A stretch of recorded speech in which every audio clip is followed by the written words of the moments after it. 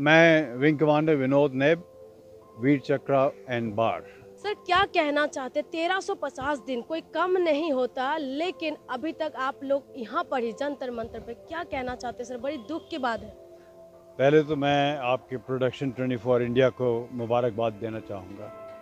आपने जो काम कर रहे हैं बहुत बढ़िया कर रहे हैं, बिकॉज डेमोक्रेसी का जो पिलर है वो है मीडिया, चाहे प्रिंट मीडिया हो या टीवी के चैनल माध्यम से हो। अगर वो सच्चा और सुच्चा नहीं है, रॉन्ग इन्फॉर्मेशन जाती है, लोगों की ओपिनियन बनाई जाती है और उसको एक तरफ ढाला जाता है, वो गलत है। इन प्योर डेमोक्रेसी आपको सिर्फ सच बतलाना है कि ये घटना घटी गई, न कि आपको अपनी ओपिनियन किसी के ऊपर थोप देनी है। सो इसलिए आपको बधाई, उसके लिए thank you so very much. अब मैं मुद्दे पे आता हूँ अपने OROP one rank one pension के बारे में। वन रैंक वन पेंशन के बारे में आपने बहुत कुछ सुना होगा और समझा होगा और देश ने भी सुना है। और मैं तो ये कहूँगा कि आदमी बार बार किसी चीज़ को रिपीट करता है, इसका मतलब कहीं ना कहीं तो उसके दिल में वो चुभ रहा है। प्रधानमंत्री जी हर वक्त कोई मौका मिलता है तो OROP की बात करके बतलाना चाहते हैं देश को कि हमने दे दिया। मेरी एक गुजारिश है, रिक्वेस्ट है प्रधानमंत्री जी से डायरेक्ट आपके माध्यम से। प्रधानमंत्री जी, अगर आप सोचते हैं कि आपने वन रैंक वन पेंशन दे दिया है तो आप गलत हैं। आपको सही इन्फॉर्मेशन नहीं दी गई है, इसकी परिभाषा आपको नहीं बतलाई गई है। आप काइंडली, मैं आपसे रिक्वेस्ट करता हूं, आप हमारे में से किसी को भी बुलाकर ये पूछ सकते हैं वन रैंक वन पेंशन क्या है। और आपके जो लोग, जो आपको सलाहकार जो आपके हैं, जो आपको बतलाते हैं टाइम टू टाइम, वो आपको गलत इन्फॉर्मेशन दे रहे हैं, उनसे आंकड़े तो मांगिए।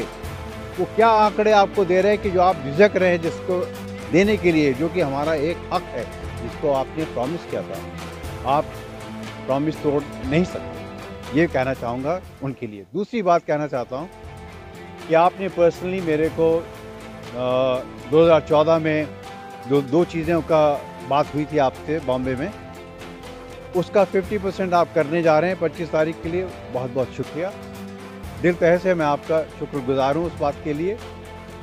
दूसरी बात यह है कि जो वॉर मेमोरियल है, ये एक हमारा ऐसा स्तंभ बनने वाला है जिससे कि इंडिपेंडेंस के बाद के जो हमारे शहीद हुए हैं उन सब के बारे में आप पूरा देश जो है ज्ञान पाएगा, संज्ञान लेगा उसके साथ। तो ये बहुत अच्छी चीज़ है।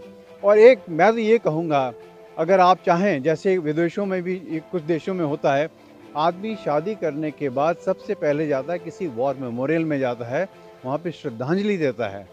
उसका कारण ये है कि वही जो हमने अभी यहाँ पे नारा लगाया था कि देश जो है सिर्फ फौजी की वजह से, उसकी सांसों से ये तिरंगा लहराता है, तो वो उसको श्रद्धांजलि देना चाहता है कि आज मैं खुशी हूँ, मैंने अर्धांगिनी पाई है, उसके लिए थैंक यू वेरी मच। पूरे देश में सर, जबकि एक भी सैनिक वो लोग खोना नहीं चाहते, लेकिन हमारे देश में तो सैनिक भी रोड पे, सैनिक प्रोटेस्ट करने के लिए मजबूर हो जाते हैं।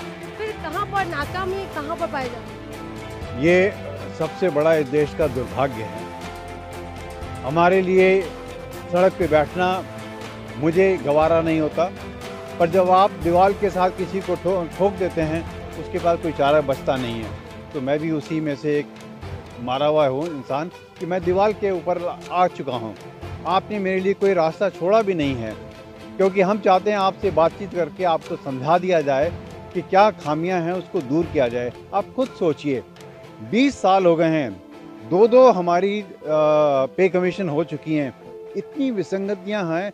कौन किस गांव से उठकर सुप्रीम कोर्ट या किसी कोर्ट में जाएगा अपने हक को मांगने के लिए? ये आपको सोचना पड़ेगा।